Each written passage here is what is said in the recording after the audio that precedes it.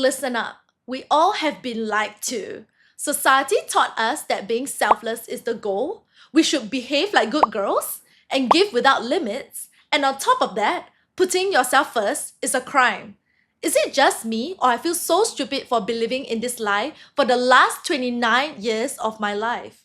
That's exactly why we are feeling stuck and feel like our life never belonged to us. How can we ever find ourselves when we are called to diminish our voice, never be too much, and make ourselves smaller in order to be loved? In this context, being selfish means to look out for yourself and be unapologetic about putting yourself first, especially if your needs are not being met.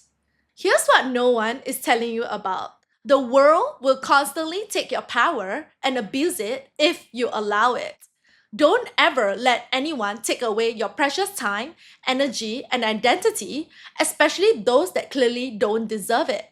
I can't believe I'm saying this, but I used to be the one who would distance myself whenever I get hurt by someone and sit in the feelings of discomfort as a result from suppressing my own needs until it goes away, which never really did.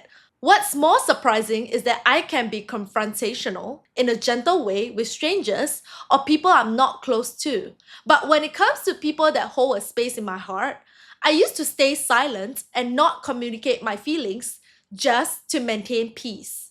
However, if the person brings up the issue, I will openly share my thoughts about why their actions have hurt me. In a nutshell, I realized that I was being passive, and that made me incredibly vulnerable to sacrifice my peace for the comfort of others. If you are learning what it means to choose yourself, this is for you. Not long ago, I was called selfish for standing my ground, and people were shocked. It only made me realize how much of a people pleaser I was that it just became unacceptable to me now. Here's the unspoken truth. Do you notice that people get really uncomfortable when women start putting themselves first? I get comments like, "Oh, you have changed," or "You only care about yourself now," like as if I should not be doing that. As long as we are not intentionally causing harm to anyone, aren't we supposed to live for ourselves based on our own terms? With that being said, the trait of selfishness has taken such a bad rap that most women are compelled to resolve or fix every situation, driven by a deep need for validation that directly corresponds to their perceived worth. What if I told you that the price of choosing yourself comes at the cost of being judged and disliked? Without a strong core identity, it can be an incredibly lonely journey, but trust me, you will not want to give up out of fear of judgment. By now, everyone who knows me are aware of how demanding and selfish I can be, especially when certain situations call for it. On the flip side, I am someone who can compromise a lot for my loved ones, to the extent of going above and beyond for them. That is how sincere and genuine I am.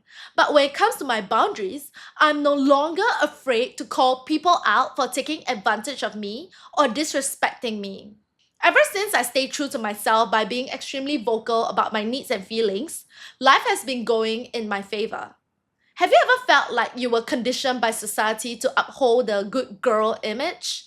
Perhaps either by studying really hard to be a doctor or lawyer, or continue pleasing your parents in other ways.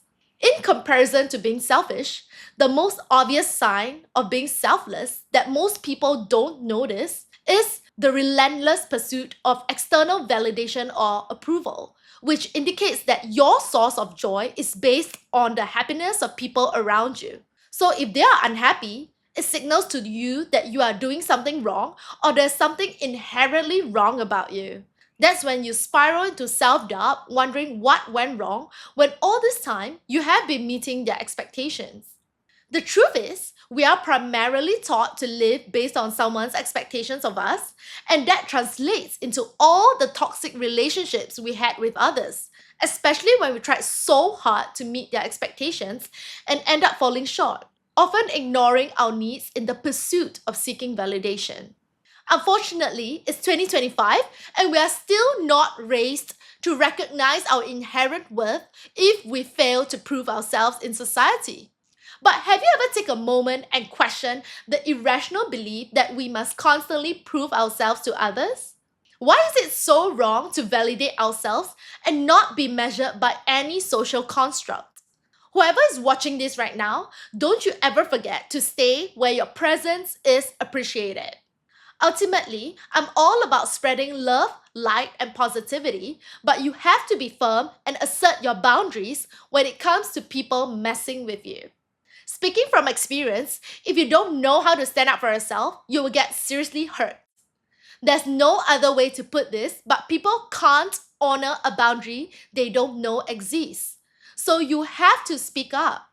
By not allowing anyone to take advantage of you, you are prioritizing your own needs and protecting your boundaries at the same time.